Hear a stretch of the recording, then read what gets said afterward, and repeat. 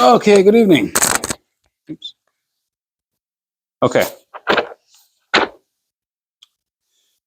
We are middle learning the laws of immersing vessels before using them. Just a quick overview of the basic prerequisites. We are required to tovel, that's the word, to tovel a vessel before using it. We can't use it without doing that first. The three basic requirements are: it has to be made of metal, biblically, minatera, or glass, rabbinically. It needs to have been acquired or purchased from a non-Jew, and also it has to be foodware. Okay, this is what we had in previous classes. So now we are holding in the Shulchan Aruch, the Code of Jewish Law, chapter 120, law number 6, which this is not usually on the practical side, but it's an interesting conversation nonetheless, which is, you have a wooden cup, let's say a cup, okay? And it has metal bands on the outside of it. So in other words, it's not just a wooden cup, it's a bunch of bunch of wooden pieces, little planks, I guess you could say, and they're held together on the outside with metal bands. So the metal bands are holding this thing, making it into a vessel, whereas if the metal bands were not there, it would just be a bunch of pieces of wood, disconnected, nothing to do with each other. The metal actually makes it into a vessel, kind of like a barrel. You've seen a barrel, like an old-fashioned barrel. It's like the bands on the outside.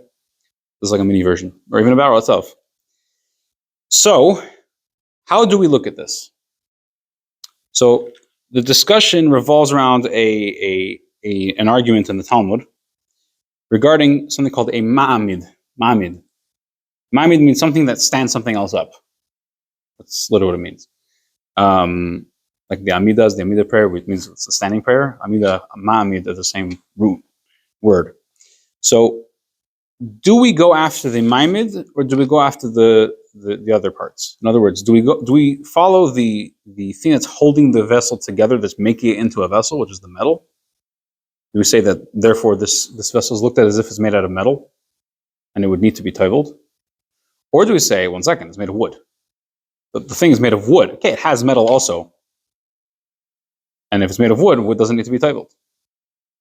Which one is it?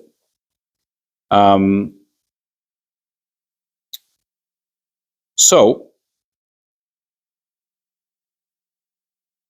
in the Tur is the back, I guess the original prototype, so to speak, of the Code of Jewish Law. He compiles all the main opinions. And on the Tur, there is the commentary of the Beis Yosef. The Beis Yosef is the author of the Code of Jewish Law. He's the author of the Shulchan Aruch, but he wrote a commentary on the Tur before he wrote the Code of Jewish Law. In his commentary, he brings this argument, whether we follow the standard or not. It's got to be a better word for that in English. And he rules, being that this is we're not sure. Basically, there's an opinion that a firmly founded opinion that says we should follow the standard, another one that says we shouldn't. So what you do is you should tovel such a vessel without a blessing. We're being strict on the toveling, but we're being lenient on the blessing because we're not sure. The odd thing is, in the Code of Jewish Law, which was written later, the Beis Yosef, Rabbi Yosef Cairo, he doesn't say this. He says you have a vessel. I'll read it inside. Kli eitz sheyesh le chashrukim shel barzel. You have a wooden vessel which has bands of iron in bachutz from the outside, which hold the vessel together, hold it up. Einay ton tvil, does not need to be toveled.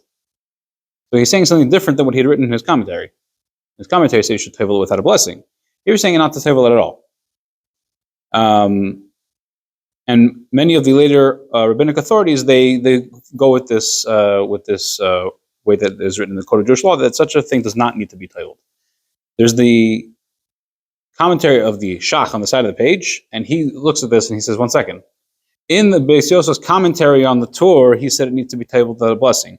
Here he's saying that it doesn't need to be toveled. Why is he saying that? It doesn't. What he said in the commentary made sense. Why is he telling he's changing what he said? So he rules, actually, no, you should do it like he says in the commentary. You should tovel it without a blessing. How do the other commentaries who don't say this, and they go with what he says in the Code of Jewish Law that it doesn't need to be toiveled, how do they explain it? Simple. The Beis Yosef learned a little more, he understood a little deeper, and he came to the conclusion that actually it does not need to be toivel at all. He retracted what he had written in his commentary.